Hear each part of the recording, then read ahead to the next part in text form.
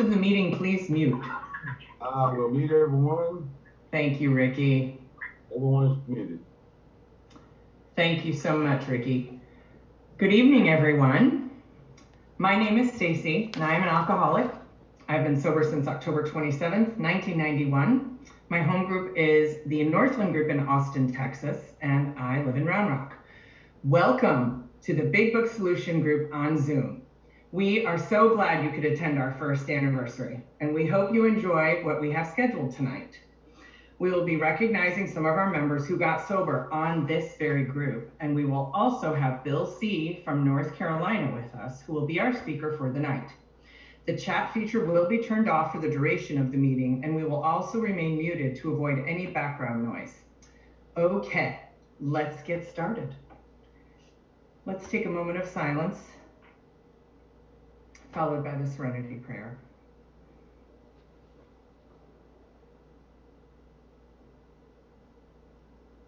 God, grant me the serenity to accept the things I cannot change, courage to change the things I can, and wisdom to know the difference. AA preamble that I forgot to print. Alcoholics Anonymous is a fellowship of men and women who share their experience, strength, and hope with each other, that they may solve their common problem and help others to recover from alcoholism. The only requirement for membership is a desire to stop drinking. There are no dues or fees for AA membership.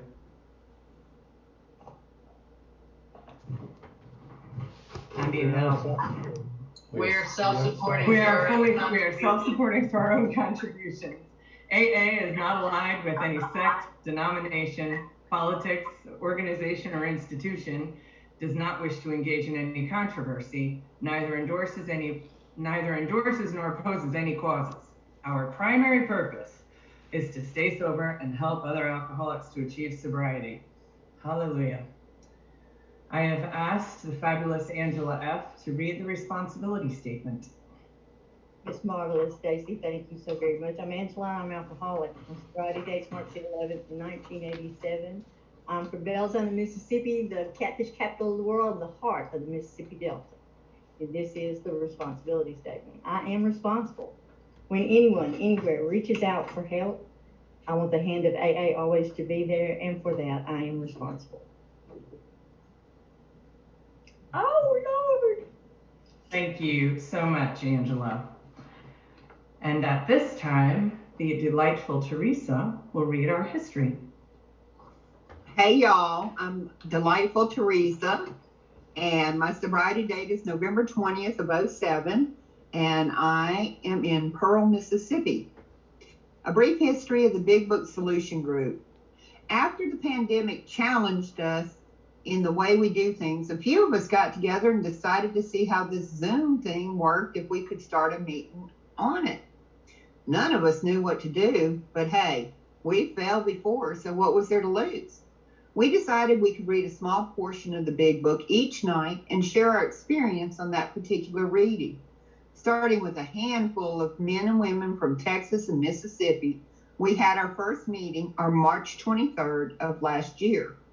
We now have many members from other states as well as from other countries. We have met many new friends and have become very close with each other as we participated in our recovery and avoided the pandemic. We feel as if this is a blessing because of COVID-19. We have found it here. Thank you so much, Teresa. And at this time, Zane McD will recognize the members we have lost during this time. I'm Zane McDonald, I'm alcoholic. My sobriety date's 11/13 of 94. My home group's Jacksonville, Texas, USA. And I was asked, I was told by my sponsor I was going to do this. And it's really an honor because I was really close to one of the guys that I'm fixing to talk about. These are two of the guys that we lost in the past year. And the first guy's name's Don Slaughter. He was sober 32 years. He passed away last summer at the age of 73. Don was a member of the Buda AA group. Cecil Ruby told me he picked up Don's 31st chip at Dr. Bob's house in Akron, Ohio. And he said Don loved working with the new guy. According to Ed E., the week after the lockdown began and we started the Zoom meeting, Don said that the lockdown was not going to keep him from carrying the message. And he did not intend to wear a mask, and whatever happened was God's will. And Don was short one lung, and that was a remarkable accepting attitude. And in a short time, he was in the hospital and died less than 48 hours later. He handed Ed a note at a meeting before the lockdown describing the principles of each of the 12 steps. It is Ed's bookmark as he remembered as a powerful remember of Ed's humility. Of Don's humility, sorry. And the next guy that passed away last year, his name was George Causey, and he was a sober member of Alcoholics Anonymous for 23 years. George passed away last July 17th, and he was 77 years old. We had George's memorial service August the 15th last year, and it was really a lot of Alcoholics Anonymous more than anything else. There was, I think there were 6 people that spoke, and 5 of us was members of Alcoholics Anonymous, and a couple of the guys that he sponsored. He was really a great guy. And George sobered up in Irving, Texas. He moved to Jacksonville about 19 years ago. He asked me to sponsor him, and I had the privilege of walking down the trail of 12 steps with George. And, we read about it last night. To watch somebody come in here and see them get well and then see them help others, man, it's something that we don't want to miss. And I was so blessed to get to do that with George. And he was an active member of AA, and he sponsored and helped many, many people. He was very passionate about Alcoholics Anonymous. And if somebody came in and didn't get with it right away, get with the steps, he'd get pissed off. And then I'd get a phone call, and we'd discuss it. Really, I just listened to it. But and he was also very passionate about sports, and he could remember what stuff that happened back in 50 years ago, and when the wife watched the Colt 45s. Charity and I do a hamburger deal at the first Wednesday of every month for AA, and I got George to cook for him. And at first, he wasn't very good. He didn't cook very good hamburger, but then he got better after a while. And he got sick and had lung cancer and had part of his lung removed. In Texas, it's hot and humid summertime. He'd be out there cooking them hamburgers, sweating, can't breathe. I said, George, we need to get somebody else to do this deal. And he wasn't about to have that. And so I got Todd, tried to get Todd Husted. He comes on this meeting, sent him to help him. But Todd couldn't stay focused long enough to help him. So then George got a pigeon that came in, John Henry, and he ended up taking over the hamburgers. And I can't remember George Causey ever turning down a request that I had for me or my family. And George was a member of our family, and he was a grandfather to my stepson Chase, and he was a respected and honorable member of Alcoholics Anonymous, and one of the greatest friends I'll ever have. And our lives were all so much fuller having known George Causey. If y'all would, let's take a moment of silence for these that we've lost this year.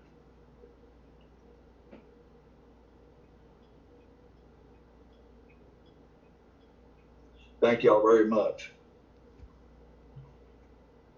Thank you so much.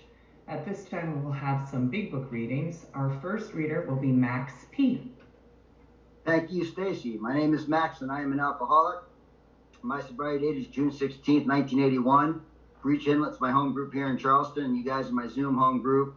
And I just want to say a really quick gratitude to Gary and Ricky and Teresa and everyone else that started this meeting. I got onto it early in April, and you guys are as live Zoom group I've ever seen. And it's just, we really great friends. And Zane, that was really beautiful. Thank you so much. And a great outfit, by the way. Great Texas outfit. All right, I'm going to read the bottom page. And this is what we do at our meetings. We read a little something, then we talk about it. So the bottom of page 17, there's a solution. The tremendous fact for every one of us is that we have discovered a common solution. We have a way out in which we can absolutely agree and upon which we can join in brotherly and harmonious action. This is the great news this book carries to those who suffer from alcoholism. Thank you so much for letting me participate tonight. Thanks so much. Thank you, Max. David R. will do the next reading. Thank you. I'm David. I'm an alcoholic. My sobriety date is August 23rd of 79. I'm here in Bluffton, South Carolina, and I've been a member of this group for about 6 months and love you all. I'm very excited to participate.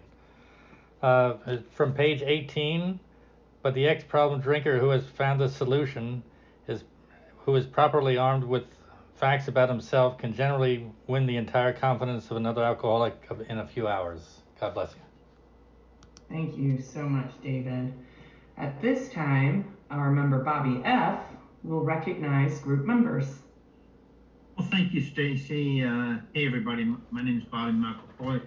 My last drink was Memorial Day of 1988, and I'm really grateful to be a part of your group. Over this past year, you really are, the place that I would call home. So we would like to recognize some of the people that have gotten sober here this past year and ask them to say a few words about their experience and, the value that they have experienced and the support that they have felt along the way in this sort of unique and challenging time. And so if Henry's here, I'd like to ask him first to say a few things, to introduce himself. Henry. Thank you, Bobby. I'm Henry, and I am an alcoholic. And by the grace of God and this program, Alcoholics Anonymous, I've been sober since February the 1st of last year, and that is a miracle. And, that miracle could have happened anywhere. Anywhere there was another drunk that had followed this book and got me to follow the directions, but it just happened to happen here with you good people. And I'm forever grateful for that. No, go to the crate. Sorry, my dog's wanting to interfere with me here. I've been around AA a lot before, but I've never been in a group that was so focused strictly on the solution found in those first 164 pages. And, the biggest thing I have to do today is try not to be critical of those groups, because there's a lot of people there who have been sober a long time, so that appears to work real well for them. But for this alcoholic, this is what I needed to stay on the path, to find the path, that continuing that daily practice, to have it, the support here, and to hear it from people that have been sober so long, and to see, the way they work with a newcomer. I think I was right starting my 4th step when I came in here, and I used to think they had some kind of a crystal ball, because the reading and the topic, early on there always seemed to be exactly what I was working on and what was happening with me at the time to help guide me on that path. I think there might have been a little talking going on about me behind my back, and I thank you and thank God for it today if that was the case, because they kind of helped keep me in that on that track. And especially I want to thank Teresa for the work she does, because if it hadn't have been for her passing on this Zoom code to my sponsor and my sponsor passing it on to me, the chances of me deciding to lock in on a Zoom group out of Texas was probably slim and none. It just the way it happened, like I said, it's nothing short of a miracle for me. And the thing that I can see happen that I never had before when I was around this program was that reinforcing that you're not going to keep this unless you give it away. And I heard that every day early on, and I knew that was the key. And one of the things that I hit a few months back, I'd shared on here that I just having one of those bad days, and I wasn't really wanting to go out and drink, but as I was taking my son down the road to meet my ex-wife, who could try the Pope's nerves,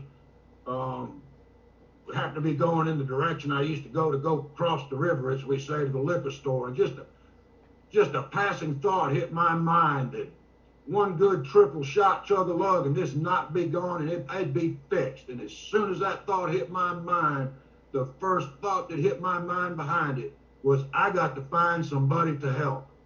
It wasn't even the first thought, I need to call my sponsor. I need to talk about how I feel. The first thought that hit my mind was to do that. And by God, it worked.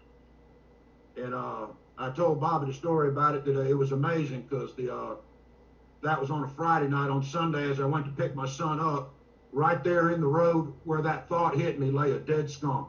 And I thought, how symbolic and how appropriate that there lays that thought where it needs to be, and marked by what it needed to be marked by. But today, I've been able to experience, when I went back last night up to the little meeting we're starting at the Rankin County Jail, there's one gentleman that said, you know, they got all kinds of people from churches in there working with them and all these things that they do. He said, but I like this talking to another alcoholic, because he looked me dead in the eye and said, because I can relate to you.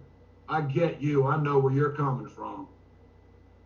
And my friends, the feeling that gave me to know that, you know, that I want to call him a young man because he's in his 40s and I'm nearly 60, but what that did for me, I was just on cloud nine, and I just hope that that he can continue to latch onto that, and then that God can continue to use me in that way, because all the money in the world and all the tea in China can't replace the life I have today of being useful in that capacity, you know. And like I said, I owe it to these 12 steps. I owe it to this book, and I thank this group for being focused on that, because it's exactly what I needed when I needed it. Thank you.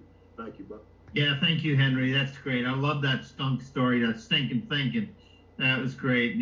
And Henry's become real brother. We've shared some stories. So, and now our next really special member of the class of 2020, I'd like to introduce Pam and have her introduce herself to you. Pamela. Good evening. Oh, Henry, you touched my soul. Good evening, family. My name is Pamela, and I'm an alcoholic.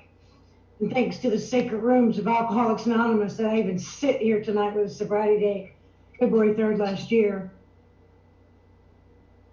My home group is Alpha and Tyler, but my Zoom group is right here. And I've been coming to this meeting since close to one of the first meetings, probably that next week. And COVID had hit. And 30 years in and out of AA, something inside of me busted wide open, and I was willing to surrender. And I knew where to go. And I knew that I didn't know, but I knew you guys knew. Just this group. And Ricky Russell and Gary and Teresa and Angela, who have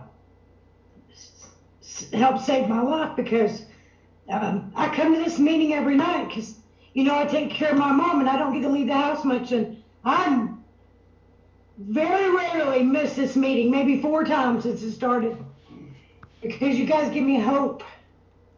I started coming back to AA because I wanted some relief, and guess what I found? I found freedom. I found freedom from bondage to self. I found freedom from me.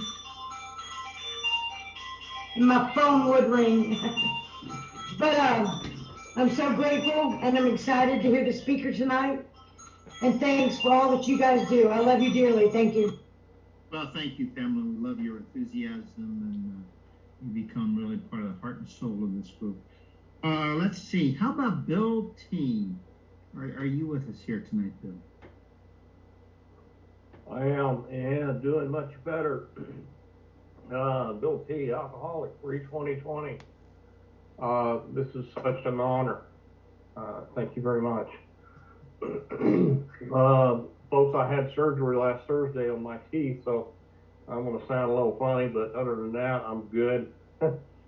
Wow, what a reflection to go back and think about what I've been through. I met this guy at the McDonald's restaurant in Mount Pleasant, Texas. I was introduced to him by a group out of Louisville, Texas. His name is Gary Kincaid. I had no idea what was going on. I had just come out of recovery, and here's this guy smoking these Virginia Slims out in the front of McDonald's, and sits me down and says, well, do you want to get sober? Are you ready for a change in your life? And wow, yeah, it's been pretty phenomenal. A lot of ups and downs, and a lot of accountability I had to cover for my profession, and it's worked out. It's just really kind of interesting how all the turns and the tribulations and all the different things that have happened in this last year have come to give me a much better life than I had. Man, I tell you what, I was really taking a nosedive in life, and not only did I get rid of the alcoholism or the drinking, the side of the alcoholism, I was able to heal a lot of my heart that had been there for years and years and years, ever since I was a little kid. And that's been kind of a wonderful thing in my life. I've been able to rid myself of a lot of stuff on my side of the street and have become happier, not only personally, but in my marriage and how I treat people. That is amazing. Used to get mad, and the first thought was fall into a bottle. I would always just able to get rid of all the pain and hurt just that one drink. But with the fellowship and listening to everybody, man, there's been so many stories that have been told this last year. God, it's so huge. It's just phenomenal. And I appreciate everybody sharing those stories with me, because that certainly has helped me. Thanks for letting me share. It's good to be here. Well, thank you, Bill. And as a pilot, I'm glad you were able to pull up and pull out of that nosedive. Now, Todd R., I know he has a year here. I'm still trying to get to know him. I don't think Todd is with us tonight, is he, Ricky? I don't see that. We have two others, and I know we want to get to our speaker. I'm really looking forward to hearing Bill. I've heard him on tape, and I just love everything about your message, Bill. But maybe if I just have a couple minutes, could we just have a few of the people just introduce themselves who have been here over this last year? Let's just real quick as we do that at the end of our meeting. How about Simon?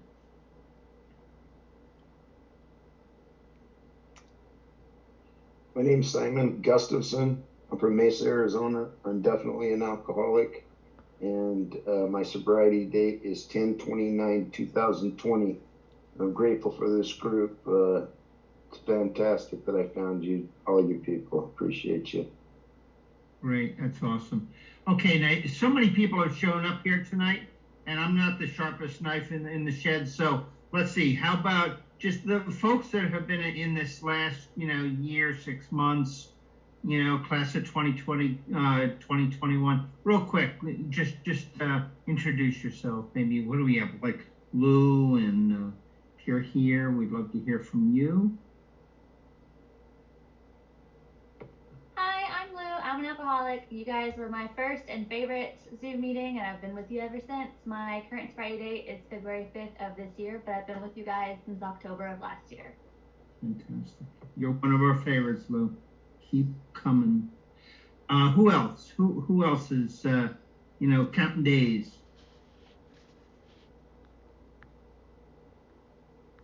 Going once, I'm going twice. Bobby, why don't you channel your best John Ellis? Let's remember John. Oh, well, of course, John Ellis, right. I wouldn't even try to do that, Gary. I have texted him. I got text today. He is going to bounce back. You know it. He'll come back with a vengeance. But he is in a bunch of pain, and but he will be back with us. And thank you, Gary, for mentioning John. Hi, I'm Earl, and I'm an alcoholic. I'm Earl, and I'm an alcoholic and drug addict. And our good friend John Ellis told me to tell everybody hello. He's doing great. He's at home. He's eating. He's doing great. So he told me to let you all know that. But I will say this. You guys have helped me tremendously And I'm so glad that Belinda, who goes to Northland with myself, invited me to join you guys. And I kind of feel at home because I'm from East Texas, and a lot of these East Texas guys is on there. But what a group of people, man. Y'all have so many people, and that's what we're supposed to do. And I'm so glad to be in this program, but also to be with you all. And hell, it's about time. It's no secret. So my real name is Earl Christian Campbell. So thank you all. Yeah, well, thank you so much, Earl. Thank you. Let's see. How about Amy? I think she is also AKA Samsung. And then Brittany.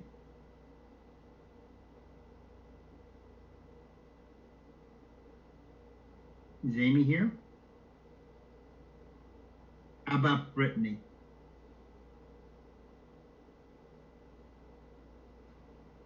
Hi everyone, I'm Brittany. I'm an alcoholic. So good to be here, and to see how many people are here. Wow. My sobriety date is February 20th of this year, and I'm from here in Illinois. I'm going to be brief. I just wanted to say thank you for everyone that's been here every single night, and I've needed you every single night. And I look forward to seeing all of your wonderful faces, and it's been just a total blessing to my life, and every day it just gets better. And I can't wait to keep doing this with you guys. Thanks. Thank you. Well, you guys, you're really such a great group. It just showed me, you know, in a beautiful way, how just to love each other, and through that, you know, to be useful and helpful. And I'm just so glad that you all invited me here. Back to you there, Stacy. Thank you, Bobby. I believe Amy got knocked off as they're driving to New Mexico, and she just wanted to send her love, and she's just so happy that she gets to be a part of this group. And so our next reader will be one of probably my favorite people, not that we play favorites, God forbid, but Rosie S. will do the next big book reading. God forbid. Hi, everybody. My name is Rosie, and I'm an alcoholic. And through the grace of God in this program, I've been sober since October 1st of 1991. Oh my God, I'm going to cry. I am so truly, truly grateful to be sober. And I live in Austin, Texas. And you're my home Zoom group. I have another home group here in Austin called the Single Purpose Group on Monday nights. And you're my home group the rest of the week. So, and I came here in June, and I had to look it up today.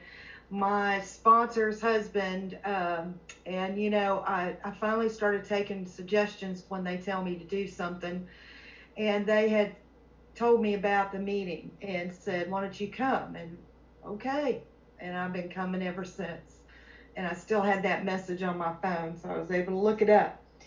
This reminds me of you every night.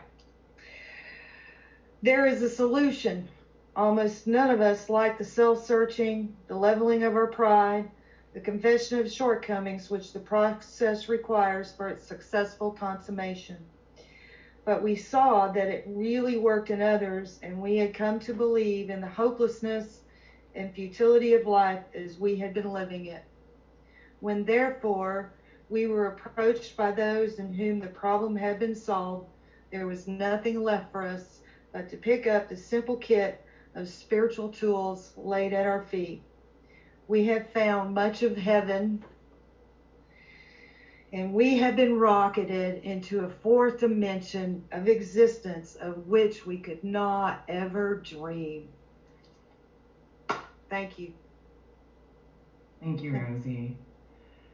Whew, okay. Moving on, at this time, I would like to call Ricky Russell to the podium to introduce our speaker. Thank you, Stacy. I'm at the podium, my podium. I'm Ricky Russell, and I'm an alcoholic. I haven't had a drink since August 20th, 1990. And I usually say I'm in Jacksonville, Texas. I'm from Jacksonville, Texas. I'm in Austin, Texas tonight. and I've had one of the most incredible days that I've had in the 30 years that I've been sober. Anyway, I'm a tape junkie. And once I found I was 6 months sober, and a guy gave me an AA tape, and I've been hooked on them ever since. Just like Gary said, it's like a second sponsor to me. And so, of course, went to tapes, into CDs, and now it's they don't make cars with CD players anymore, so you got to pick them off the internet. But anyway, I listened to Bill several years ago, and we're people that normally wouldn't mix. I believe me and him would have mixed, because he drank like I did. And I've heard him, I don't know, 2 or 3 times on tape, but I got to hear him at the state convention here about 3 years ago. And just love to hear him. And if there's anybody new on here or anybody that's thinking about going back out, now, Bill, I listened to a tape or a recording of you not long ago. I was really disappointed in him, because I had a guy with me, and I said, you just wait till you hear this mint julep story, and you didn't tell it. So, but if anybody in here is thinking about going back out and you want to know how to make mint juleps, Bill's got several ways of making them at the same time. And that's all I'm going to tell you, but I know that you guys are going to be just as thrilled to hear him as I am. And I'm really looking forward to it. Bill, go ahead. Can everybody hear me and see me and all that? I'm Bill Crawford, and I'm an alcoholic. And let me say that I am honored to be the speaker at your first anniversary. We were talking a little bit before the meeting. Now, a lot of these ad hoc Zoom meetings are going to turn into permanent meetings in real groups. We know that, and this looks like one of them. I might not have time, Ricky, on the limited time here to tell the mint julep story, but as Ricky says, it is recorded somewhere, and many times you may hear it. But maybe I ought to just get right to the chase tonight, because it's the old saying, you'll never be alone again unless you talk past 9. And in my case, it'd be past 10. So let me try to just sort of cut out a lot of the preliminary things and some of the things that I have wanted to say, maybe, and usually say. Let me just sort of get past them and talk about what is important to everyone certainly who has shared tonight. And I know the enthusiasm, the dedication to this meeting, this Big Book Solution meeting, and I feel that, and the enthusiasm and gratitude for this group. I'm sure it'll become a group, but I guess it's an ad hoc meeting right now, is impressive to me. The center of my life, and I suspect yours too, if I am actually hearing as I ought to the things you have shared, is Alcoholics Anonymous. And everything that's good in my life, everything of value, anything that might help someone else, happened here.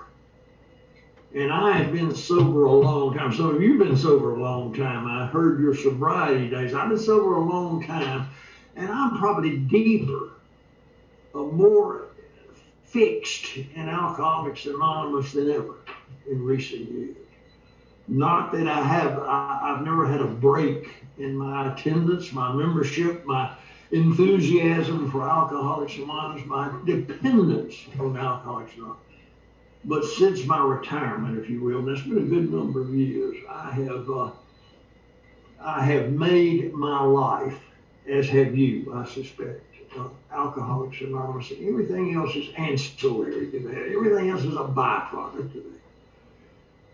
Let me just quickly say I was born in that typical good Christian home that so many of us were, and sometimes we kid about that because people like me defy that, turn away from that, turn their backs on that, and do the things that I did selfishly and mean and uncaring, and those things that alcoholism does in a person's life. But I'm a great believer that it's a head start, it's a jump start for us. That what I learned at my mother's knee at that Baptist church where she had taught the adult women's Bible class for her entire life, she dropped dead at that church. I believe that what I learned at my mother's knee, what imposition of spiritual values was done for me and to me, when I came here and heard you, I knew in some corner of my mind, I've heard this before. I've heard these truths before, even though I turned my back on it and defied everything about it. I came up in an alcoholic home, knowing I would never drink. Baptist upbringing, alcoholic upbringing, I never drink, but I waited. I got into the crowd. And Lord, I was seeking Lord companionship in the second grade, so I'm certainly by my teen years, I'd found my bunch. And I began to learn how to inhale Lucky Strikes and look tough and all these things that young people want to do if they want to get in the wrong group. And I began to drink. I began to drink in defiance of everything that I knew about alcohol. First of all, I hated my father's drinking. I hated his change in personality. He wasn't a violent, profane, mean drunk. I don't mean that. He just got drunk at the wrong time. And the embarrassment and the insecurity and that feeling of young friends came over at the wrong time was sort of constant. And of course, what I heard in my church was anti-beverage alcohol. So I had every reason not to drink. But what I know now and what you know now, peer pressure was a much stronger drive, a much stronger need than anything else, any moral teachings or any moral warnings that I had in my upbringing.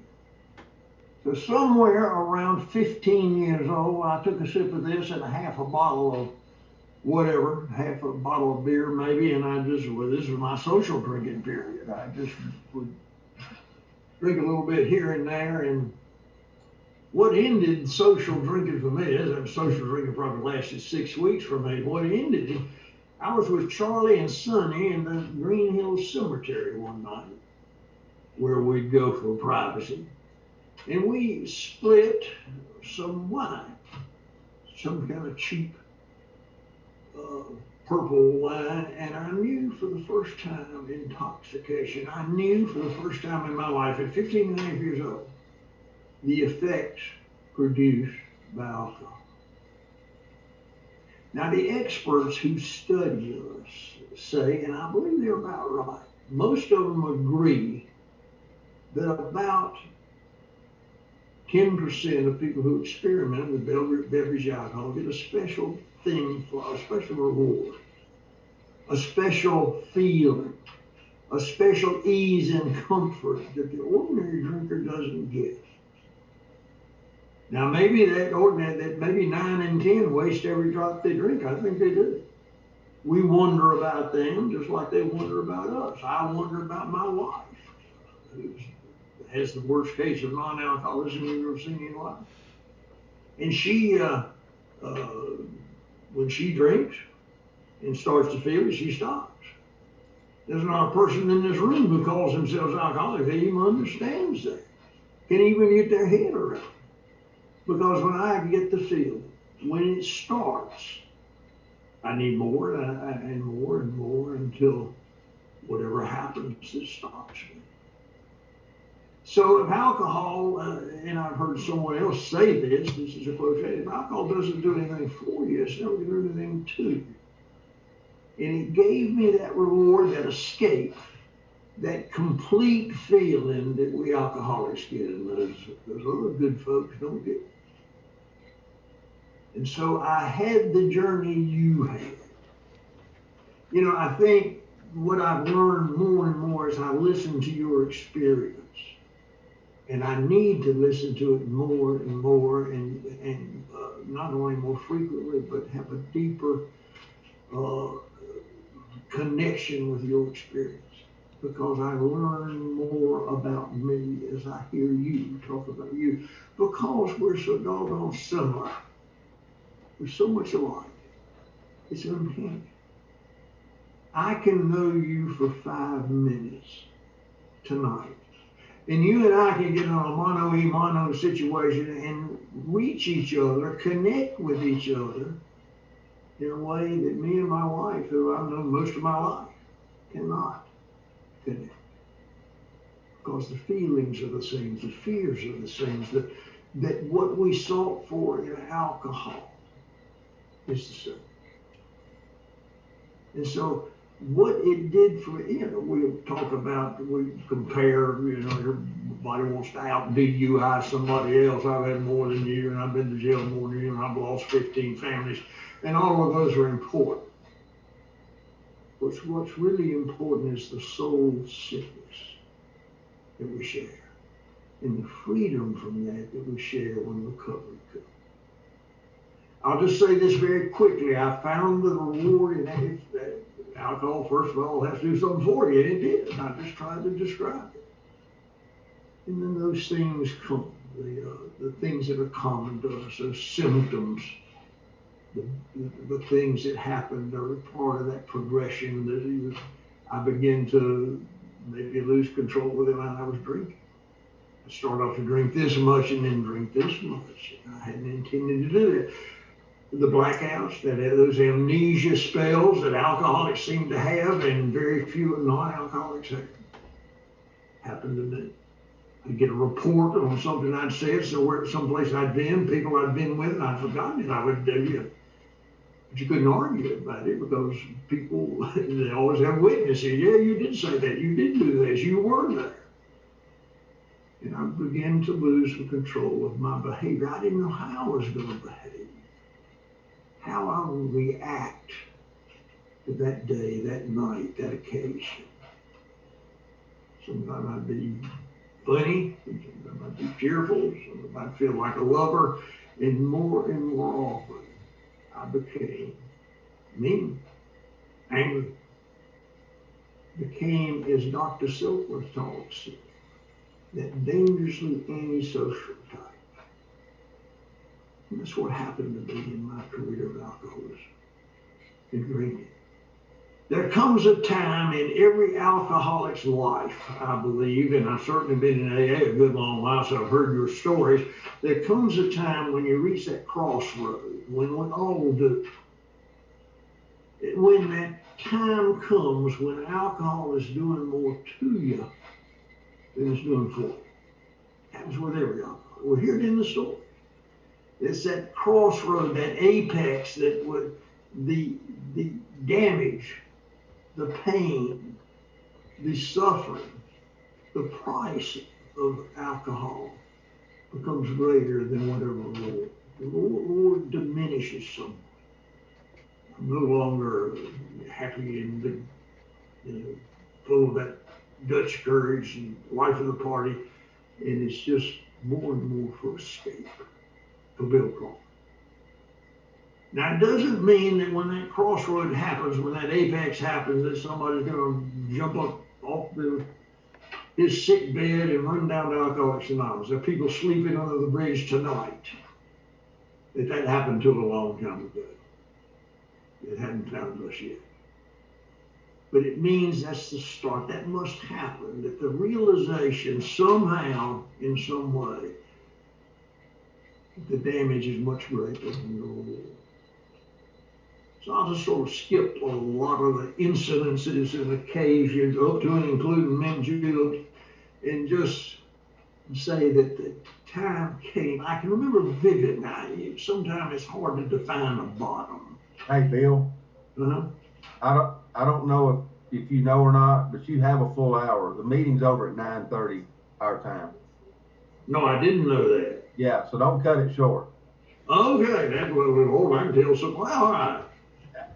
Mint juleps, I got time to tell the mint juleps. I talked at a real live meeting last night, and somebody, about 3 people insisted on that, and I tell them that I am full of spiritual wisdom. I have healing powers with this thing, and nobody ever remembers anything except the mint juleps. So let me get the mint juleps in with all my spiritual strength that seems to be just missed by so many people. I will talk about the mint juleps. I don't believe I've ever talked about it. I've done, Lord, at least a dozen of these Zoom talks along with other talks since this thing has started. And I don't believe I've ever done the mint julep thing on Zoom. So we'll just see how it does. I was working, and I was in my mid-20s. My alcoholism, my whole career of drinking was not 1 minute longer than 14 minutes. I will call the initial effects produced by alcohol when I was 15 and a half years old. Before I was 30, I quit drinking. I came to you, or you found me. But alcohol was getting in the way. You know how that starts. When it starts doing more to you, just a little bit, than it's doing for you. And people notice that. Wives and friends and parents and employers and people notice that. And it's sort of, it comes up. And I would try and I would discover, and we all do, ways to have it do us for us without it having to do to us. To have the reward and not pay the price. And there's no such thing. And I know that now, but then there were all kinds of discovery. You know, that paragraph in the big book, took a trip, didn't take a trip, didn't drink 45 wine, drank, but you know what? That kind of thing comes up in our lives as active alcohol. And I'm working for an insurance company at the time. And I was thinking about image. I had a three-piece suit and wingtip shoes way back then. This is in the 60s. And I, the type, I couldn't pay the rent really on time, but I was subscribing to Wall Street Journal. I was just sort of that sort of image I had of myself. And I was thumbing through Esquire magazine, and which people like me, up and comers, thumbed through Esquire magazine, and I came across a 2-page ad. Not one with a Great Dane and a guy with the grand temples, or even a pretty model. It was just a 2-page picture.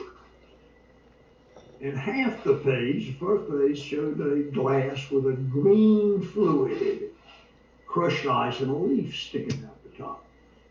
And it said mint julep. And I'd heard of mint julep. I knew it was a sophisticated drink. They even gave a little recipe because they were trying to sell this cream de mint, I guess. They gave a little recipe that if you got you a glass and some crushed ice, you could take equal parts of a good bourbon. They might have been talking about Rebel Yell or Wild Turkey, something expensive, and you added a shot of the bourbon and equal amount of mint julep. Of cream de mint. You had a mint julep, and so I knew, probably like many of you have known, nobody ever got in trouble drinking mint juleps. It's just a given. It's just a sophisticated drink. They're drinking the Kentucky Derby. And if you think about it, nobody, no trouble drinker drinks mint julep. Man arrested drinking mint juleps. You never see that in the headlines. So I knew I'd made that discovery then, that Kay was getting annoyed big time with my drinking, and I'd do this. I would drink mint juleps this night. It was a Friday. So I stopped by the liquor store and I got a bottle of this cream de mint. I'd really never heard of it before. And I got a bottle of some cheap. I didn't get the Rebel Yell or Jack Daniels. I got George T. Stagg or something what I'd been drinking. And I went home with the 2 bags of this bottle. And she looked at me, like you're going to get drunk again, No. You and I are going to drink mint juleps. She wasn't going to party to the mint julep drinking, but I went in and there were a couple of we lived in apartments with a courtyard in the back, and this was summer evening. There were a couple of neighborhood gals sitting out there, and I said, would y'all like a mint julep? And they agreed. Now this was before I'd even heard of an ice crusher. Back then, and for some of the young people might not know what this means, but there used to be something called an ice tray. And what you do, pour water in, it had little sections in there, and you pull a lever and make ice cubes. Many of you have never seen that in your lifetime. And so what I did is broke open an ice tray and put it in a dish towel and got a hammer and beat it up and crushed it just as well as the picture in the magazine. And I crushed them up one and took the equal parts of the cream mint and the bourbon for all three and went out and gave them one. We sipped a while. I was done before they were done. Asked for if they wanted a refresher, and no, they didn't. And I went in and beat me up another one. I looked at Kay and said, see, this is what, I'm not going to drink a case of beer tonight. I'm not going to drink a pint of liquor and act big. I'm drinking mint julep. And she still looked at me with disdain. And as the night went on,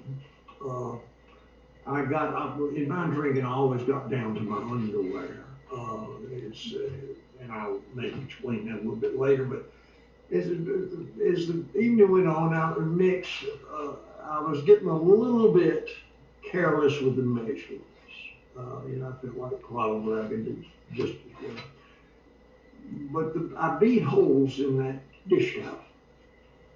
And I knew she wouldn't want me beating holes in the oven. I found that just with ice cubes, you could just put the ice cubes in there and, and mix a little bit of cream of mint in the burger, and it was just as good.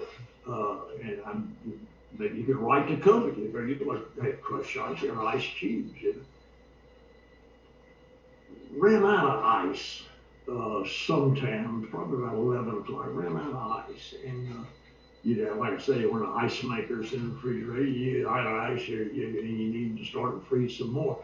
So I mixed it and warm. It was fine. I definitely could write the company and say you don't even have to chill it. It's still. Lost the glass somewhere. I couldn't find the glasses, I recall, and I found out that you could take the bourbon out of the bottle and chase it with the cream de mint, and it mixed just as good. So by this time I got green teeth and green lips and green all over my underwear shirt, and I'm lecturing her on if we just drink together and drink socially, we'd be all right. So that's the mint julep story, which only maybe is a funny way of just describing the insanity. The insanity of this disease. Isn't that what Bill discovered? Bill had done everything to not drink. Everything to make the demons go away but not drink. He had a great spiritual experience. We've heard about it over and over when we read Bill's story. And the wind without really being wind, just that spiritual breeze that came over the light. A lot of people have doubted that. I've heard that saying, well, he had drugs in him, and belladonna drugs and everything. He was probably, Bill never doubted. He never doubted the reality, the impact of his life from that spiritual experience. He even began to try to help drunks. Taking that spiritual teaching that he had veiled himself up in the Oxford groups, he tried to take it there, and there was some peace, some reward, and sobriety resulted from that. But it was in the lobby of that hotel in 1935 that he discovered by divine intervention the nature of the beast. And he paced that whole hotel lot. I know the feeling.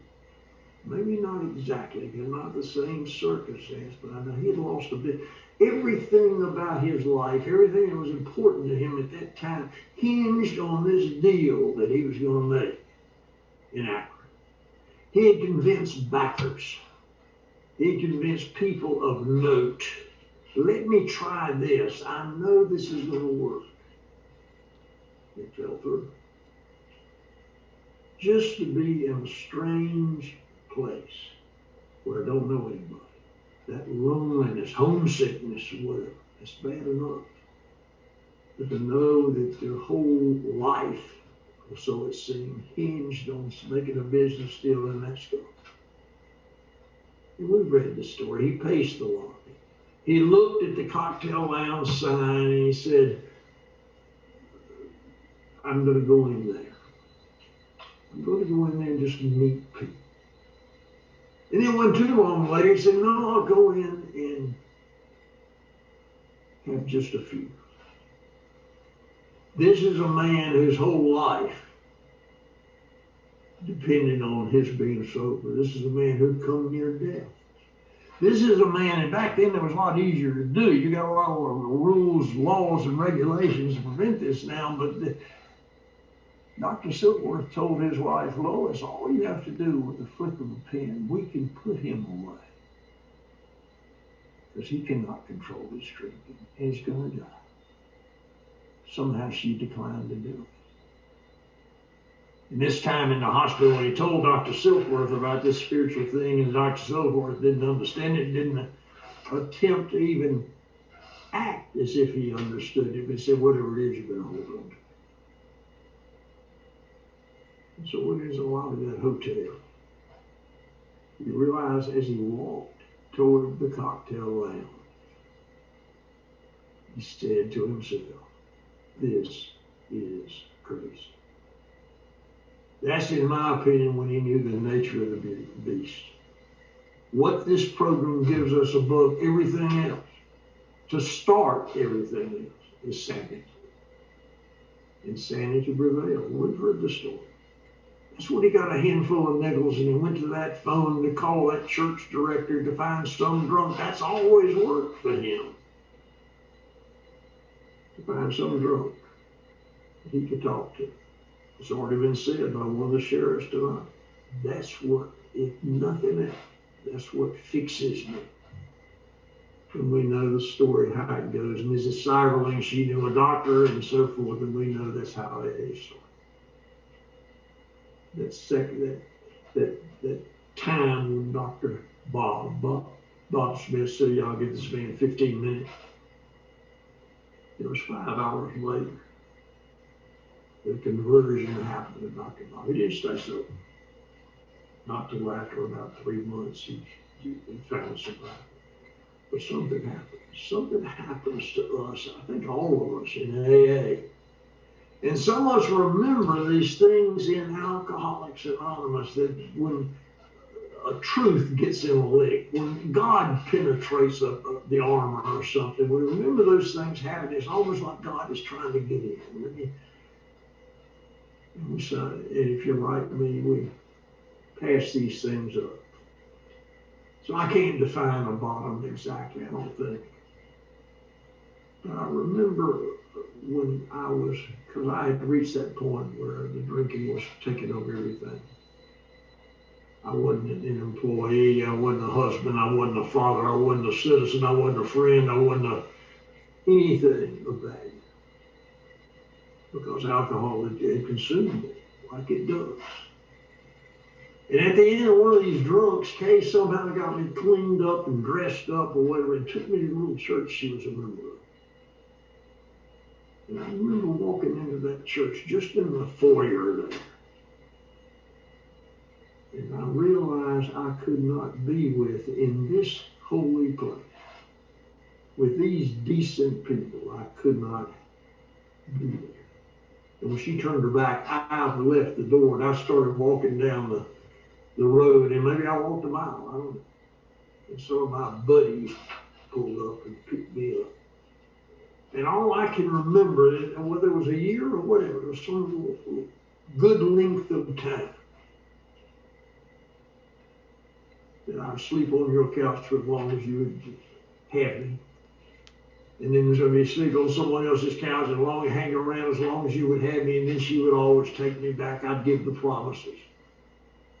And then the same thing again, and this is when I was drinking. Not to be smarter, better looking, more sociable, whatever. Just to die for a while. Just for a blues.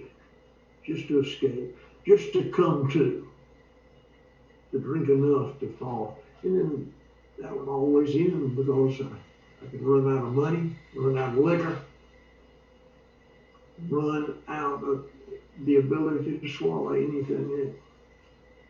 And I have to get off that drunk. I didn't, many of you, not many of you, but several of you heard me talk before, talk about the tapering off. You know, tapering off is a real art, that I never really could get a grasp of. And I know that at the end of these drunks, and I would just come to, and I would talk Kay and let me write a check or do something, let me a bad check usually. I'd write so many bad checks to the Sedgefield Curb Market to get another 6-pack of beer that he knew it was bad. But he knew Kay would come around and pick them up later. Because I was tapering off. I had to detox myself. I never heard the term detox, but tapering off is an art that, well, I don't know if anybody's ever conjured. Kay would confuse tapering off with drinking. It looks a lot alike. I would tell Kay, no, I quit drinking yesterday. Today I'm just tapering off. Now what would confuse her is I would overdose tapering off. I didn't have attendant nurses or anything helping. I had to do it myself. And sometime from a 3-day drunk, I taper off for another week or so until the same thing happened again. But that, maybe that year or whatever, was just to escape, just to be not there for whatever period of time. I don't know if you know about that kind of drinking or not, but that's where we came to. Where's that bottle? Somewhere in there, I'd been, had finally found a job with a crooked company. They sent me up to St. Louis for a couple of weeks to cover an office, and I was drinking too much. And I flew back in, and that's when and I couldn't get a drink. They wouldn't have served me on the plane, and I was in bad shape. I was detoxing at 30,000 feet. And Kay picked me up and found me in the airport lounge when I got to Greensboro, trying to take me off. And she took me home. And on the way home, I made her stop. We got a sack full of something. And when she took me home, she and the kids had to do something, go somewhere. It was a hot July afternoon. And I went into our house. And I went to the phone book. And a lot of you young people never heard of the phone book. It used to be a book with names and numbers. It was alphabetical. You didn't say, call Joe. That was before that time. You had to look up somebody. I looked up Alcoholics Anonymous. I knew a little bit about Alcoholics Anonymous because Alcoholics Anonymous would call on my daddy. Maybe to my mother's request. Bill Hunter, a lawyer in Greensboro who brought AA because he had been under a doctor's care in Shelby, North Carolina. He brought AA to Greensboro, and he would call on my father. Left the big book in our home. So anyway, it was about not drinking. I called Alcoholics Anonymous. And back then it was an answering service. It wasn't, we have sort of a sophisticated and well-staffed intergroup office then, but we were just a customer of an answering service. They answered for other businesses in AA too. And the man by the Bill Norman caught the call. And he called me. And we talked. I can remember asking him, how long have you been sober? And he said something like 4 years, an astounding time to me. And I asked him, how did you do that? And he gave me the best answer one could give someone like me. A man can do almost anything one day at a time. As the conversation went on, he said, are you drinking? Well, not really. I'm tapering off. Well, he was about as narrow-minded about tapering off as Kay. He said, I want to talk with you when you're not drinking. I'm glad he handled this 12-step call this way. When Kay got home, I had the name and number Hush This is a man in AA. I've called him. He and I agree I'm not ready yet, but I'm going to call him. Right. And time went by. I didn't call. Months went by. And Kay went to that safe place where that name and number was, and she called. Now, when she tells her story, she said she will tell that she dialed that number several times and couldn't let it ring till someone answered. She would be afraid. In a particularly ugly time in our home, she let that phone ring and this man answered. And she said something like, my husband called you some time ago. How can I make him better? How can I make him stop? How can I make him be okay with his alcohol problem? He obviously has, and he told her the truth. She had nothing we can do to make him stop. He has to come to that place. He said, my wife, Liv, attends something called Al-Anon. Then he put her on the phone. Liv got on the phone and she began to tell Kay about Al-Anon and got Kay to agree to meet her. And at that time, this group was called AA Auxiliary, but they were doing Al-Anon. And Kay began to go on Wednesday nights and listen and be loved by those gals who were all women in that group at that time. And I always say when I have the opportunity to talk, if you drink like I drank, and your significant other, your spouse, your child, or whatever, the closest person that to you gets and involves themselves in Al-Anon, it likely will not fix your drinking because that's not what it's designed for. It will break your rhythm, I'll guarantee you that, because the dynamic in our house changed. I didn't know what was happening. I just knew that it changed. And on June the 2nd of 1967, which through this moment, thank God, is my sobriety day, she looked at me and I was coming off another one of those drugs. 100 drugs, 200 drugs, they're all over. Damage was done. Relationships destroyed. Problems. Stories to get ahead of. And she looked at me and said, can we call Bill now? I knew about Bill because when I would listen, she would tell me about Bill and Liv. And I knew who Bill was, and she said, and this is another thing, a little history lesson for the young people. Telephones used to have a round thing with holes in it, and you had to, a person in my shape would never get their finger in that hole and, turn it 7 times. So she dialed it for me. She ran it around for me and got Bill on the phone. And Bill, as soon as he knew who it was, he said, are you about to throw in the towel on that? And I said, I sure was. Why is that? Because I think I was. And we began to talk a little bit. I said, let me come to see you tomorrow. This was fairly late out on a Friday night, but that Saturday morning he came to my house. A little house I was about to lose, they were going to sell it on the courthouse steps. I hadn't made a payment on it. And he sat in my living room and acted as if I was as important as anybody on this earth. And he told me about him. Made a deal with him that we try to make with anybody under similar circumstances. Will you not drink the rest of this day and go with me to Alcoholics Anonymous tonight? All meetings at that time were 8 o'clock at night. There was no such thing as, thank God we got meetings like you do all around the clock. And I agreed. I agreed because I was out of schemes and plans. I didn't have any lies that even I could believe. I didn't have any tricks up my sleeve. There was not another dodge in me. I agreed to do it. I didn't want him picking me up. He might pull the AA van out there in front of the house and embarrass me. Well, there was nobody within 40 square miles who didn't know I was a drunk, but I didn't want any sort of rumors about me going to AA. And I met him.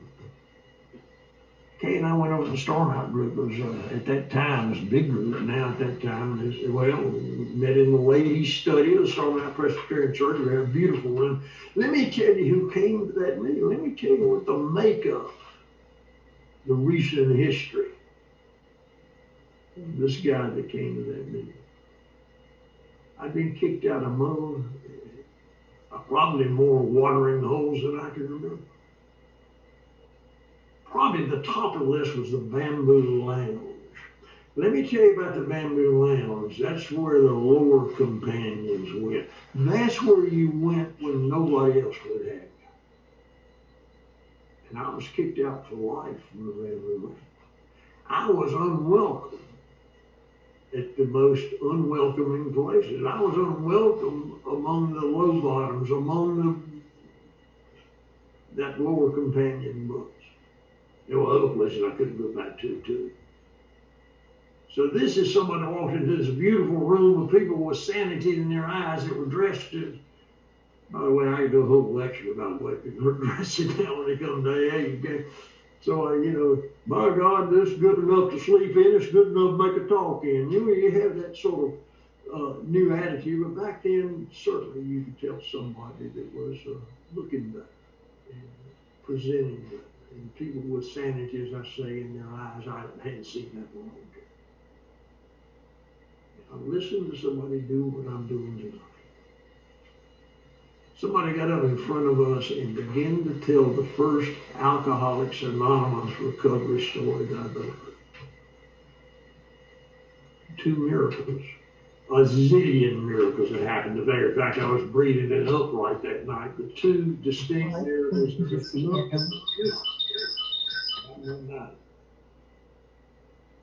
First of all, I understood what he was saying. And I've been sober one day. You know what your attention span is when you've been sober one day?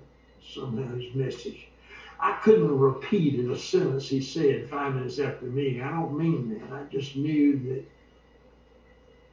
I understood that he was saying that he had drunk hopelessly. He went into detail about it. And then he'd come here to this thing we were doing tonight, and he hadn't been drinking, and life was good. But more important was I believed it, and I hadn't believed in anything in my whole life. I didn't even believe in God, I told myself. And I went over to the other room and watched y'all eat cake and drink coffee. I couldn't do either one. And come to me like I was important and you cared about me and you didn't know me. I didn't have any other ports to go to. I didn't have any options. I went to AA every night. Because that's what Bill, hey, no, I'll tell you, maybe I'll tell you about it. He didn't want me to go to the Sunday night discussion meeting. It was the only meeting in town because he said there were a couple of screwballs in there that would confuse me. So stay away. Stay home with your family Sunday. I was only meeting in town. I couldn't wait for Sunday night to get up to the Sunday night step discussion meeting. The 2 screwballs weren't hard to spot. One, I don't have no idea what happened to him, but one, in sobriety, after several years of sobriety, attempted to kill his wife and did kill himself. So there were a couple, and Bill was right when he said there'd be a couple of people up there that will confuse you. They're not on an even plane. But I began to tell the group about agnosticism. So I turned into a kind of a 3 screwball group. And so I found out in AA that there were a lot of arguments about that. I mean, nobody's going to get into a fist fight about that like they do at the bars.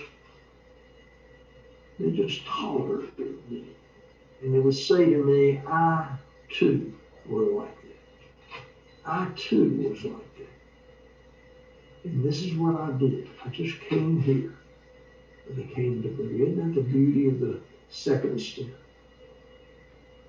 If you're brand new, and I don't think anybody in this meeting is brand new, you've already come to know what that first step means. That first step in a short form just says, I am hopeless. And then the second step, it rescues us, but there is hope. something bigger than you, beyond you, something aside from you, more powerful, will rescue this from this.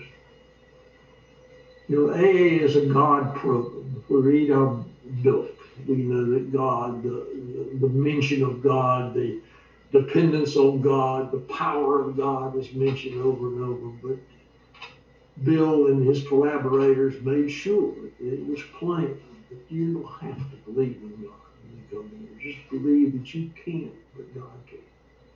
You are hopeless, but there is hope. And if it's a group or whatever in the beginning that you want to believe or fixate on as your source of strength, that's okay too. And it kept coming. And I heard from you is we really don't have the luxury here of believing or not believing in God, because it's a life and death matter. You know, our book says, Bill writes, one of my favorite sentences, deep down in every man, woman, and child is a fundamental idea of God. It may be obscured by pomp, calamity, or worship of other things, but it's there. Is that true? Is that sort of Bill fabricating? Is that the imaginings of Bill Wilson? He's saying that everybody's born with an innate, inborn notion of God. Something has to happen to obscure that, to hush that, to bury that.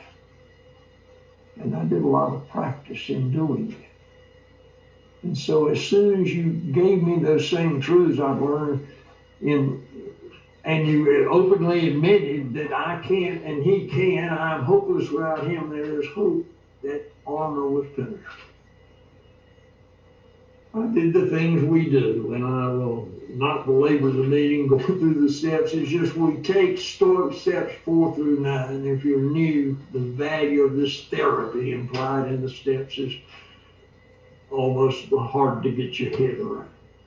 What it can do, what it always does. That no matter how rotten, no matter how bad, no matter how shameful the things I had done, the selfish nature had caused the damage I've done, and it hurt everybody that was still there. When I do steps 4 through 9, I take it out of here. I take it out of here, and sometimes it still makes me cringe when a thought will pass me, but I have to remember I'm taking it out of here and putting it in God's hands. Another favorite sentence, cling to the thought that in God's hands, this dark past is the greatest possession you have. What a wonderful sentence. This awful past, this history of mine, so shameful, so rotten, is now something of value. Not only to keep me from repeating those things, but to offer to help someone else. I was saying last night when I was talking, I hadn't said this in a long time, you know, when you vent on that 5th step, and now the big book tells us you take it with your priest, your doctor, whatever. We don't do that anymore. We take it because we've got an AA sponsor.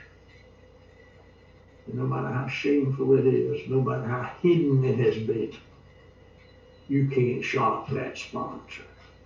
Or if you do, he'll never admit it. I tell you, I said, just do a test sometime if you want to. If you're new and you're dreading telling those couple of secrets that nobody's to know, just walk up to the coffee pot with the old timers. Just make up something bad. Just say, I ate a live rat one time. Something awful. Nobody will flinch. A couple of them will nod. Somebody might say, I used to do that. Nobody is going to be shocked by whatever horrible thing Bill Crawford is doing. Because the more honest my admission. I like the expression I've heard in recent years in AA, we are as sick as our secrets. I can't have secrets. My sponsor, God love him, has got to hear you. Well, let me just get ready to shut up. What does Bill Crawford do to stay sober? I'm doing part of it right now. I do not say no to an AA request if I could possibly do it. I'm a big boy now. I've been retired for a long time. I have more time than many of you. I read a half a dozen things, and most of them AA stuff, daily reflections, as Bill sees it, whatever. Maybe a couple of just spiritual things. I must equip myself in the morning. Now, because I've been around so long, I've accumulated a lot of pictures of my phone cases. My phone rings all day long, and that's fine with me. If you want somebody to call me. Because I want to talk with you all and learn from you. The culmination of what we do, the end product, the bottom line of what Bill Crawford has done and does, is to fit myself to be of maximum service to God and the people about me. If you wonder about what this is all about, what you come to, that's it, as I understand it. Our greatest duty is our greatest reward, isn't it? The greatest duty is to carry this gift to someone else. That's what it's all about. I have purpose. I never had purpose before in that life. I have purpose. Now, I stated that in giving this message. 12 steps. As I say, I sponsor a lot of people, and that's 12 steps. But sometimes just good old grunt work is the purest 12-step work I'll ever do. Giving that guy to a meeting. Giving him a ride just to a meeting. Going up and speaking to that person I don't know at the meeting. Making sure I call somebody that I haven't seen in a while. Maybe signing up for the coffee or taking whatever service commitment I'm offered. Just grunt work sometimes. Demonstrates to that person I'm trying to help. If this guy's been around for longer than I've been alive. I mean, I've been finding more. I used to sit around meetings and say, I'm older than anybody in this room. Now I'm saying, hell, I've been in AA longer than most of these people have been alive. And I'm still current in that. Still a lot of meetings. And my life is pretty full. I've been in all kinds of, had the courage to accept a lot of responsibilities in a lot of other areas of life, whether it's church, civic club, or whatever. But what happens? It all came from here. It all comes from here. The essence of what makes Bill Crawford tick, what makes Bill Crawford work, happens here in meetings like this with people like you. And thank you and happy birthday, happy anniversary. Awesome. Thanks, Bill. That was wonderful, Bill. Thank you so much for being our keynote speaker for such an auspicious occasion for this wonderful group. Thank you, thank you. At this time, we have a celebrant here tonight. I believe Teresa has some, there it is. Happy birthday, Fred from Buda. 19 years. I'm not going to sing. That's my gift to you. Oh, gosh. John's here. I don't know. Can John sing? Yay, Fred! No, I did not sing. Happy birthday to you. Happy birthday to you. Happy birthday, dear Fred from Buda, Texas. Happy birthday to you. Happy birthday, Fred! Keep coming back. Happy birthday, Fred. Happy birthday, Fred. You're still alive. That's a good sign. Congratulations. Congratulations, Fred. I did notice that John Ellis made an appearance. He is one of our newer members that got sober at this group. Bobby, I'm just gonna take your role here for a second and ask John if you want to say a couple of words, or do you just, Belinda, we can hear you reciting your text there, honey. Mute yourself. God bless Belinda. I know we're like, I'm just texting my talking my text. John Ellis, would you like to say? Hello, everybody. I am John Ellis, and I am an alcoholic. And by the grace of God in this program, I've been sober since September 6th. But I've been in this program on this Zoom since the 19th of May. I don't know. I don't want to laugh because a staple might bust out of my chest and hit the screen and knock me out. But listen, I just want to say thank you to everybody. I have yet to return all your phone calls and all your texts and all your love.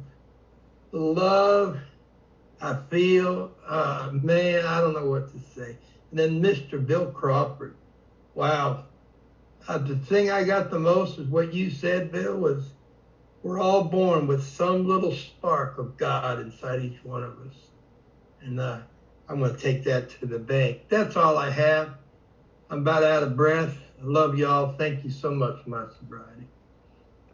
Thank you so much, John. I'm glad you got to speak.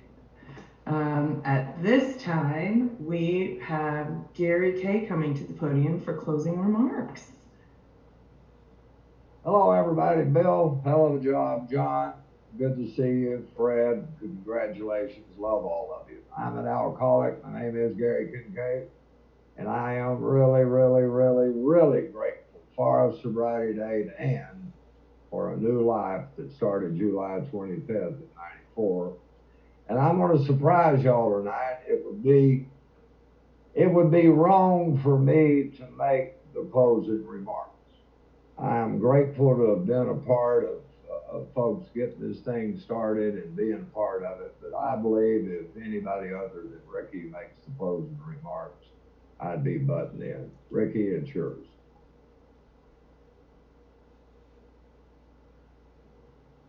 Well, I didn't want to make any closing remarks, but I tell you what, guys, there's not many people make more Alcoholics Anonymous meetings in AA than I do. I love Alcoholics Anonymous, and I've been to lots of groups. I go to Alcoholics Anonymous everywhere I'm at. This is the best AA group I've ever been a part of. I just wish we were all in the same brick and mortar meeting. And I want to say something about that. This typical meeting here, out of 30 people we have on a normal average night, we're going to have about 25, 26, 27 of us that are excited and enthusiastic step working members of Alcoholics Anonymous. Now, when you go back to your brick and mortar, because this is my experience, you're going to be let down. Because if you got 30 of them in there, there may be 5 of them that are excited and enthusiastic step working members of Alcoholics Anonymous. But I was taught one thing by my sponsor. There was a meeting. I told him I'm not going to that meeting anymore because it was a bunch of people just sitting around whining and complaining. He said, "Oh, yes, you are." He said, "It's our job to go carry the message of Alcoholics Anonymous where it's not heard. It's not our program to go where the great message is heard all the time." So that's our job. But you guys have made this so special, and I've become so close to a lot of you. I've said this before. I'm not a historical type of guy. I've never wanted to go to New York City in my life. Boy, I want to go now because of the guys on this meeting like Bobby, you know, and I want to see all of you guys. But it's been a huge blessing in my life. You know, I look forward to being on here with you as you do. You guys are too. I mean, most of you guys are on here just about every night, you know. And anyway, I don't know what else to say, but if there was a blessing from COVID, is Pamela Red. I mean, it's Teresa Red. For me, this group is it. Thank you. Thank you, Ricky. Hey, Stacy. Yes. Bill Kerr, alcoholic. Just one announcement. I just got off the phone with Todd Roper. I know it. I got stuck in Austin traffic, moving my daughter into her new house. Love to all. Tara Blanchard. Oh, that's wonderful. Thank you so much for letting me be of service in this capacity to this amazing group. It is truly a privilege, truly a privilege. And I'm just in love with every single Hollywood square in front of me. And thank you, Bill, so much for being a part of that with us tonight. At this time, we will close with the Lord's Prayer, which will be led by Stephanie and Hannah.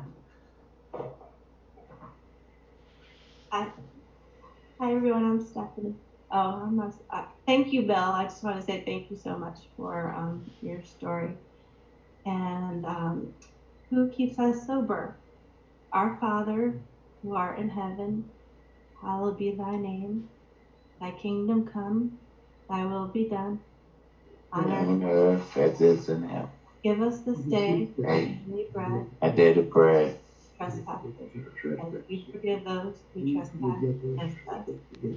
And lead us not into temptation, but deliver us from evil. For thine is the kingdom, and the power, and the glory, forever and ever. Amen. Amen. Thank you, everyone. Amen. Good job, Steph. Stacy, great job. That was Thank awesome. you, Good Bill. job, Stacy. Thank you Bill. so much, Phil. Get your number from Ricky. Good job. Thank you, Bill.